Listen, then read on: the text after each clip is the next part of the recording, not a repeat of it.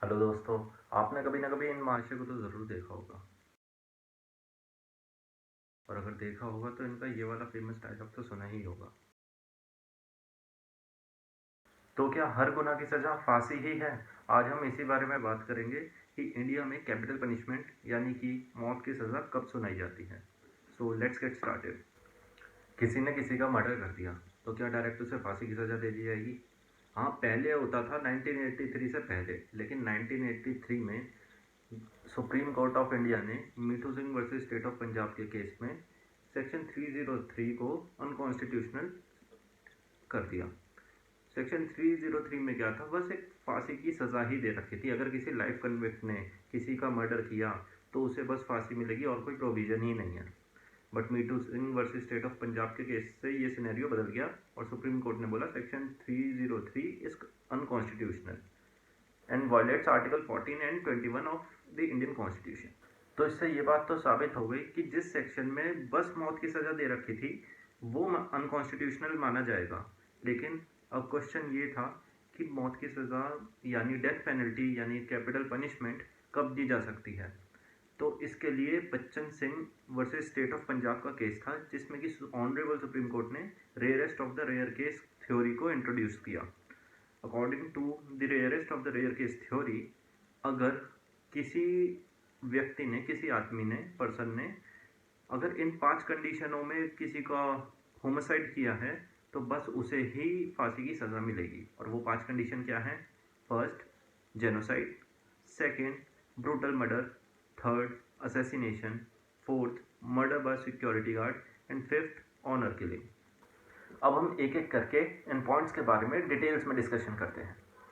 First is genocide. Genocide का मतलब क्या होता है? Genocide means killing of large amount of people, मतलब, और we can say that killing of the entire race of people. अगर कोई आदमी किसी बहुत ही बड़े ग्रुप का एक साथ मर्डर कर देता है, उसे हम जेनोसाइड की कैटेगरी में डालते हैं। जैसे कि टेररिस्ट अटैक्स होते हैं तो उस केस में तो फांसी की सज़ा मिलनी ही मिलनी है आपको। जैसे कि अजमल कसाब ने 26/11 के हमलों में इतने मासूम निर्दोष लोगों को मारा था तो उसे एंड में फांसी की सज़ा मिली थी। तो हमारी सेकंड कैटेगरी है असैसिनेशन।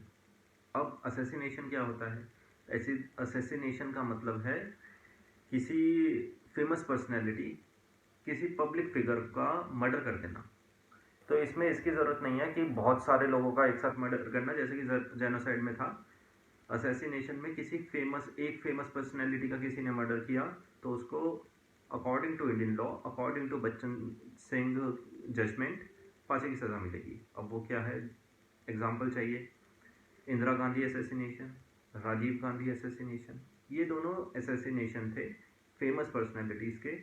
तो इस केस में जिसने मर्डर किया तो उसे फांसी की सज़ा मिलेगी अकॉर्डिंग टू इंडियन लॉ।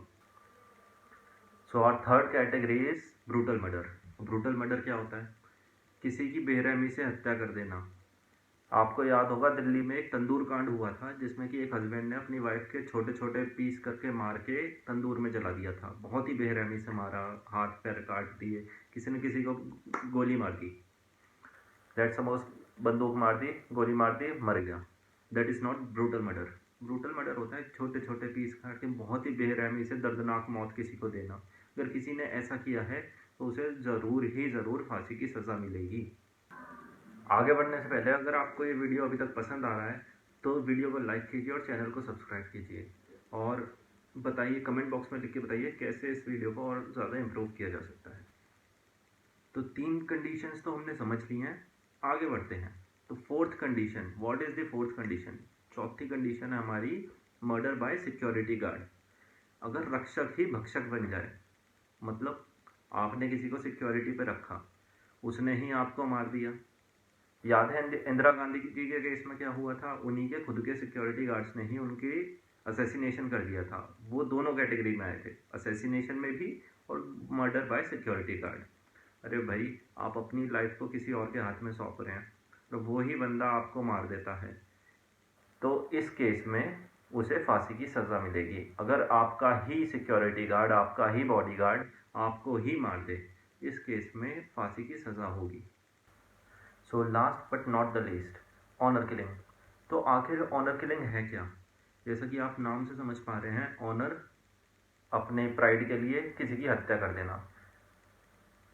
अगर कोई किसी के बच्चे अपने माँ बाप के परमिशन के बिना, उनकी खुशी के बिना किसी दूसरी कास्ट में शादी कर लेते हैं, दूसरे रिलीजन में शादी कर लेते हैं, तो अपने प्राइड बचाने के लिए कई माँ बाप अपने बच्चों को ही मार देते हैं, तो उसे हम ऑनर किलिंग बोलते हैं। अब आप बोलेंगे कि नहीं नहीं, अब इंडिया में कहाँ होता है, जो बड़ी बड़ी सिटीज़ में लोग रहते हैं वो कहेंगे कहाँ होता है जी, इंडिया में तो नहीं होता। पर मानिए मत मानिए, रूरल एरियाज़ में आज भी ये प्रथा ज़ोरों शोरों से चल रही है।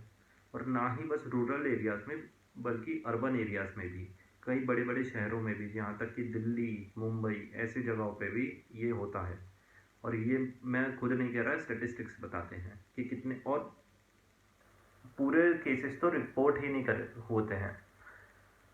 कभी 300, किसी ईयर 300 के, किसी ईयर 400, और ये हैं जो रिपोर्टिंग हो रही हैं। ऑनर किलिंग में घर परिवार का मतलब होता है अंदर ही अंदर मामला निपटा लेते हैं लोग, कोई बातचीत, कोई कुछ नहीं, कोई कोर्ट कचहरी, कुछ नहीं होता। और ऐसा नहीं है कि ऑनर किलिंग बस इंडिया में ही होती है, ये ऑल ओवर वर्ल्ड प्रैक्टिस करी जाती है। इसका डेटा आप गूगल पे भी देख सकते हैं कि कितनी जगहों पर लोग अपने प्राइड के लिए अपने ही बच्चों का मर्डर कर देते हैं। तो दोस्तों, ये थी वो 5 conditions rarest of the rare case theory की, जो हमें बताती हैं कि इंडिया में कब मर्डर की सज़ा फांसी होगी और कब नहीं होगी, लाइफ इम्प्रिजनमेंट या कोई भी और सज़ा, 10 साल की सज़ा, 14 साल की सज़ा, 11 साल की सज़ा, कितनी भी एज पर the description of the court मिल जाएगी। तो मिलते हैं अगले वीडियो में, तब तक के लिए बाय बाय।